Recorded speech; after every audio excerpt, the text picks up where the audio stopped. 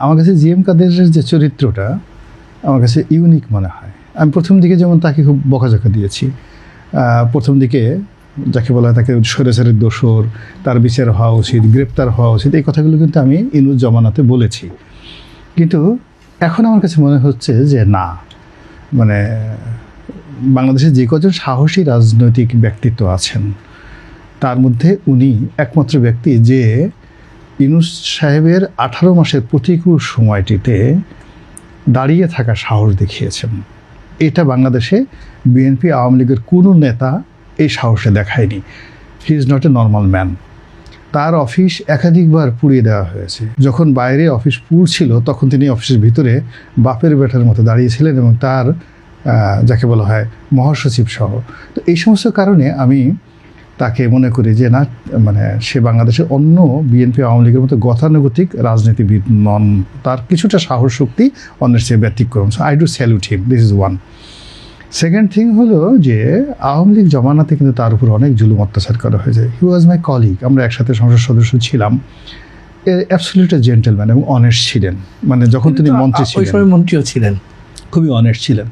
তো অনেস্ট থাকার পরে বিএনপির মধ্যে 3টা গ্রুপ ছিল, সরি মানে ওর মধ্যে এরশাদ সাহেব এবং একটা গ্রুপ, তার ভাই ছিলেন তার সাথে। অন্যদিকে রওশনের সাথে একটা গ্রুপ, আর বিদিশাহের সাথে ছিল একটা। তালাক হওয়ার পরে বিদিশা কিন্তু একটা গ্রুপ মেনটেন করতেন। এবং এই 3টা গ্রুপের কাছেই উনি ছিলেন নির্যাতিত, নিপীড়িত। মানে 3টা গ্রুপে কেউ তাকে বিশ্বাস করতো না। এরশাদ সাহেব অসুস্থ হয়ে যাওয়ার পরে সে একটা ভালো কাজ যেটা করে গেছে সেটা তার ভাইটিকে সে তার উত্তরাধিকার মনোনীত করে গেছে। কিন্তু শেখ হাসিনার জমানাতে কোনো দিন জি এম কাদেরকে মানে শেখ হাসিনা উনি গ্রহণ করেন নাই। সবসময় তাকে সালমান রুশদি হিসেবে ভিলেন বানিয়ে রেখেছে এবং তাকে মানে যাকে নিউট্রালাইজ করার জন্য বা তাকে একেবারে ডিফিউজ করার জন্য রওশন সাহেবের মতো একজন অসুস্থ মানুষকে তিনি যাকে বলা হয় লাইমলাইটে নিয়ে আসছেন। এবং শেষের দিকে আমাকে মির্জা ফখরুল সাহেব বলেছেন, পার্সোনালি বলেছেন যে রানী ভাই, এখন যে অবস্থা, আমি যদি জি এম কাদেরকে বলি তো জি এম কাদেরও তো আমার সাথে চলে আসবে। মানে এখন সরকারের ওখানে সে এত উত্তপ্ত অবস্থার মধ্যে আছে, এটা হলো 24-এর নির্বাচনের আগে। বলে সে যদি আমরা যদি বলে যে আমরা যদি তাকে নিরাপত্তা দিতে পারতাম বা কোনো দিতে পারতাম, সে ওখানে এতটা অসুস্থ, সে পার্লামেন্ট থেকে মানে রিজাইন করে 18 নির্বাচনের পরে সে এসে বিএনপির সাথে যোগদান করবে। পরিস্থিতি তার সাথে আমার সাথে একাধিকবার কথা হয়েছে। আমি এই কথা আপনার লাইনে বললাম, মির্জা ফখরুল সাহেব আমাকে নিজেই কথা বলেছেন। তো কাজেই সে কিন্তু আওয়ামী লীগের দোসর হিসেবে যেমন আপনি বলতে পারেন, তার সঙ্গে সঙ্গে যে আমি যে কাহিনীগুলো বললাম এটাও 100% সত্য। ভারত কিন্তু বাংলাদেশে যে কটা রাজনৈতিক দল আছে, ইভেন আওয়ামী লীগের 100% বিশ্বাস করে না, বিএনপি তো করেই না, জামাতকে একেবারে করে না।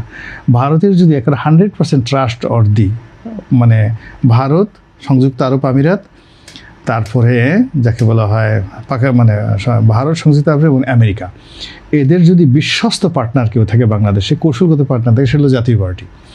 ফলে এই জাতীয় পার্টিকে এই যে মানুষ আমরা এত কিছু করছি, তাকে আমরা কিছু করতে পারতেছি না কেন?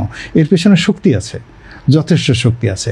তো কাজেই সেই জি এম কাদেরের সঙ্গে যে সার্ভাইভ করে আছে এত প্রতিকূল অবস্থার মধ্যে, এনসিপি থেকে শুরু করে নুরুল হক নুরু থেকে শুরু করে বহু মানুষ বহুভাবে চেষ্টা করছে জাতীয় পার্টির ভাবে ভেঙে চুরে তছনছ করা, তার একটা পশম স্পর্শ করতে পারেনি। এবং আশ্চর্য ব্যাপার হলো টিল নাও, আজকের দিন পর্যন্ত সে ভয় পায়নি এবং সে কোনো ক্ষমতাধর লোকের কাছে নত যেন হয়নি। ইট মিনস তার পেছনে যে শক্তিটা, সেটা ভারত হোক আমেরিকা স্টিল অ্যালাইভ।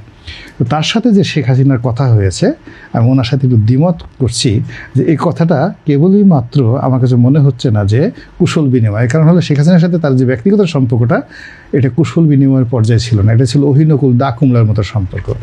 তো সেখানে যখন তাদের সাথে কথা হয়েছে, আমার কাছে মনে হচ্ছে যে এখানে রাজনীতির একটা নতুন মেরুকরণ, নতুন একটা বাক এবং নতুন একটা ম্যাচ বলবেন কিনা না, এখানে এত বড় মানুষ তারা আতাত করবে কেন? তারা তো রাজনীতি করছে, আতাত হবে কেন? শেখ হাসিনা সে তার যদি আতাত হতো, সে আপনার হি ইজ নট স্টুপিড। সে একবার মন্ত্রী ছিলেন, সে পেট্রো বাংলাতে অনেক বড় চাকরি করতেন, তার ভাই 10টা বছর বাংলাদেশের রাষ্ট্রপতি।